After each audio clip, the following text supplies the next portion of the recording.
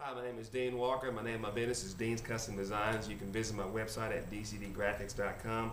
I'll be doing a portrait of Eva Mendes today. I'll be using a dual action airbrush, which I have here. First of all, I'll be doing a light skin tone sketch with the pencil first to give it highlights before I get started. I'm also using an artist paper, not a canvas. Most artists will typically use canvas paper.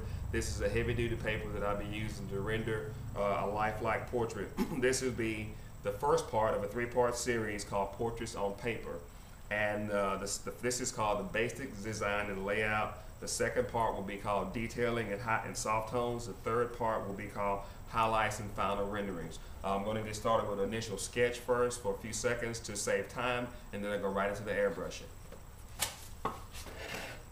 When you're doing a sketch of a portrait, you want to keep the lines soft. That way you won't have to worry about going back over with the airbrush or the airbrush taking over or not taking over your lines. So if you keep them soft enough and use the right skin texture, you can be able to get it. Of course, on this picture here, her highlights are really soft. It's a real soft tone on her face, so I'm trying to keep a soft tone with this pencil to go in, but I will be able to get the initial outlines of her nose, which I'll go ahead and just do a quick sketch in here. What I want to do is keep this part dark enough so I'll know where to put the nostrils when I get ready to go in with the darker tone. Basically, this is a heavy-duty paper. All I'm trying to do is just give it that little bit of tone with the pencil. That way, once I go back, I'll be able to see what I'm trying to keep. If you notice on the photograph, whoever took it, it's a very, very light tone. The highlights are only in her hair, so they kept the picture really soft, so I've got to go back and add a few tricks with the airbrush. But if I can just keep the light tone with the pencil, I'll be okay. I'm going to go ahead and fill in a few highlights and lines so I'll know where to go. Anytime you're using an airbrush on a portrait, especially on paper, you want to make sure the paper is heavy enough to complete the design, because if the paper is too light, the ink or the paint will go right through. There's no particular paint that you can use to make this work. Everybody has their own favorites. I'm using a typical airbrush paint, but I usually mix my own flesh tones, which I can tell you consist of yellow, green, and magenta. Those three colors will make any skin tone. You can use a drop of white to lighten, or you can use just a hint of a brown or a black to darken. That will give you a skin tone. What I've done, I've mixed my own skin tones and I keep them here. And I go with like a flesh tone 2, flesh tone 1, flesh tone 3. I have 4-step. It's a 4-step process that I use, but these are not store-bought colors. They're actually custom colors that I've mixed. So I'm going to, like I said, to save time, I just laid out a basic design for the face, sketching in just the eye, hints of the hair, and hints of the mouth, so I can go ahead and get started. I'm going to go ahead and take my airbrush, and I'm going to start with just a light covering over it. I'm going to be working on this end first. Remember, this is part of a 3-part series, so just stay tuned for the second part later. This is just going to be on the layout and basic design. What I'm going to do is I'm going to come in with the airbrush and I'm going to give it. Most artists will start with the eyes first or the lips. What I do is I'll go in and give the face almost an even flesh tone, and then I'll come back and start doing my highlights and shadows later. So what I'm doing, I'm using the shading technique to come in and to create my designs, my lines that I need. If you keep it light, shouldn't have a problem, because it's easy to go back over light tones than it is to go back over dark tones. So what I'm doing is using a simple shading technique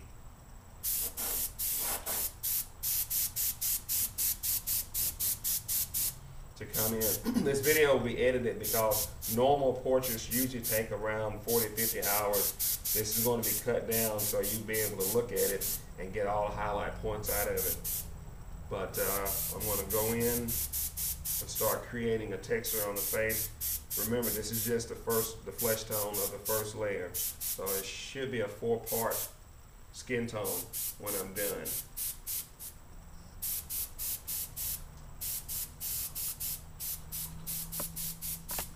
What I'll be doing on the second part, it will be the detailing. I'll be using part of an eraser technique and then part of a stippling technique to get some of the detail around the eyes.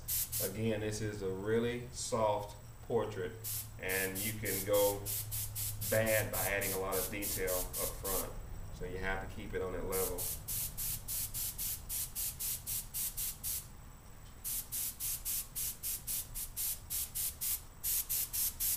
Anytime you get ready to do a portrait, you want to study the portrait first before you get started, because doing portraits is a lot harder than doing, say, cartoons and cars and whatnot.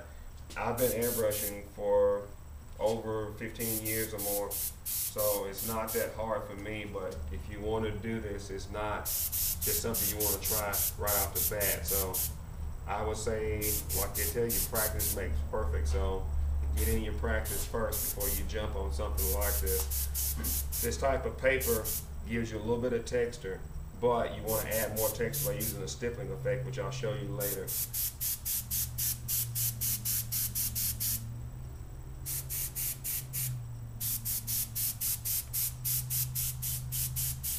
I am using a dual action airbrush. I've got about, I tend to go high on my pressure, so I've got right at 45, 50 pounds of pressure on my gun. So most people won't use that much, but I'm pretty used to it now, so this is what I keep.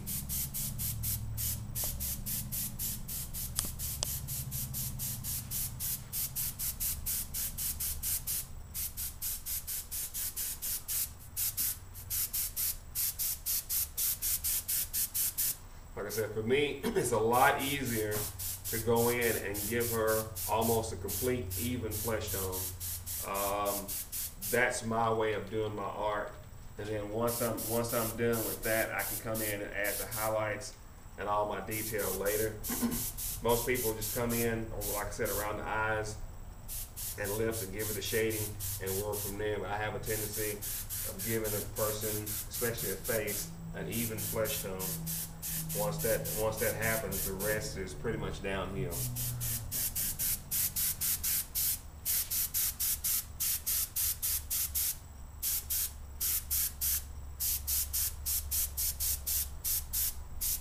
You can basically start seeing the face pretty much start to come to life.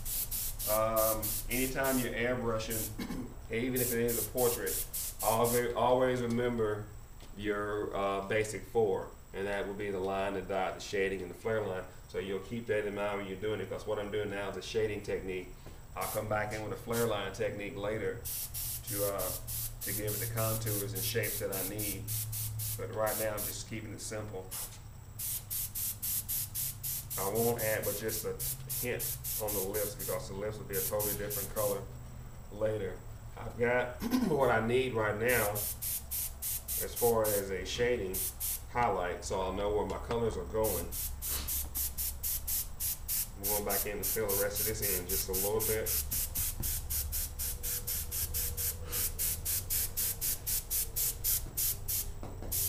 And with this type of gun, it is a just a standard airbrush. It's not a top feed, but a bottom with the cup on it, so it's easier for me to use.